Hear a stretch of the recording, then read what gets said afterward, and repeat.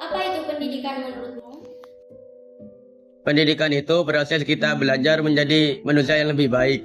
Buat aku, pendidikan itu hak-hak untuk setiap orang. Pendidikan itu jembatan antara kita dan masa depan yang kita inginkan. Dan apakah semua anak di Indonesia sudah bisa sekolah dengan layak? Dipikir-pikir belum tentu ya. Aku rasa banyak yang tidak seberuntung kita. Belum, dan itu yang harus kita pikirkan secara serius. Halo semuanya, selamat datang di video kami. Tadi kalian sudah mendengar beberapa jawaban dari kami tentang pendidikan. Dan satu pertanyaan terakhir tadi mungkin membuat kalian berpikir, apakah semua anak di Indonesia sudah bisa sekolah dengan layak? Jawabannya sayangnya belum. Di video ini kami akan membahas realita kondisi pendidikan di Indonesia, khususnya kesenjangan di daerah perkotaan dan di daerah terpencil. Bukan untuk mengeluh, tapi agar kita semua lebih memahami dan lebih menghargai apa yang kita miliki. Yuk kita simak bareng.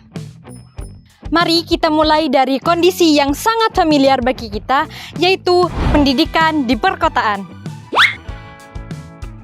Di kota-kota besar, akses pendidikan umumnya cukup baik. Sekolah di mana-mana, laboratorium, perpustakaan yang relatif memadai. Guru-guru yang mengajar pun sebagian besar sudah bersertifikat dan terlatih. Siswa-siswi di perkotaan juga lebih mudah mengakses internet, buku pelajaran, dan berbagai pelajaran tambahan lainnya. Bahkan mereka juga banyak mengikuti les dan kursus di luar sekolah. Dengan kondisi seperti ini, anak-anak perkotaan memiliki peluang yang lebih besar untuk berkembang dan meraih pendidikan yang lebih tinggi. Namun, gambaran yang sangat berbeda kita temukan di daerah-daerah terpencil di Indonesia. Di banyak wilayah pelosok, baik di Papua, Kalimantan, Nusa Tenggara, maupun di pulau-pulau kecil lainnya, banyak kondisi pendidikan yang jauh dari kata layak. Banyak sekolah yang kekurangan ruang kelas, bahkan ada bangunan sudah rusak. Kekurangan guru juga menjadi masalah besar. Tidak sedikit di Indonesia yang hanya memiliki 1 atau 2 guru untuk mengajar semua mata pelajaran di semua tingkatan kelas. Belum lagi soal jarak, banyak anak-anak yang jalan kaki berjam-jam, menyeberangi sungai, mendaki bukit hanya untuk sampai ke sekolah setiap harinya. Dan pertanyaannya adalah, apakah semangat belajar mereka lebih kecil daripada kita? Tidak, justru seringkali sebaliknya. Lalu, mengapa kesenjangan seperti ini bisa terjadi? Ada beberapa faktor utama yang perlu kita pahami. Pertama, faktor geografis. Indonesia merupakan negara kepulauan terbesar di dunia dengan lebih dari 17.000 pulau. Menjangkau seluruh wilayah dengan infrastruktur pendidikan yang merata tentu bukan hal yang mudah. Kedua, faktor ekonomi.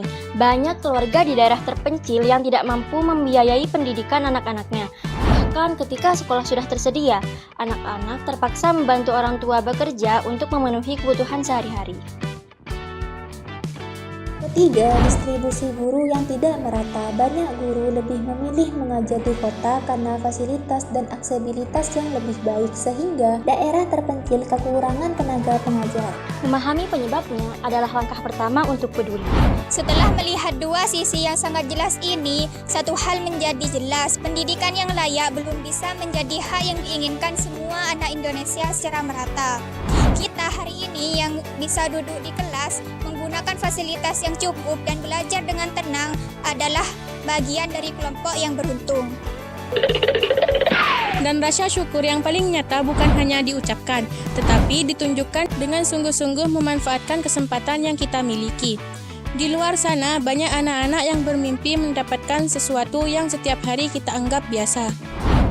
Maka pertanyaannya bukan lagi apa semua anak Indonesia sudah sekolah dengan layak, tapi apa yang harus kita lakukan agar jawabannya suatu hari nanti menjadi iya. Terima kasih sudah menyaksikan video kami. Bye-bye!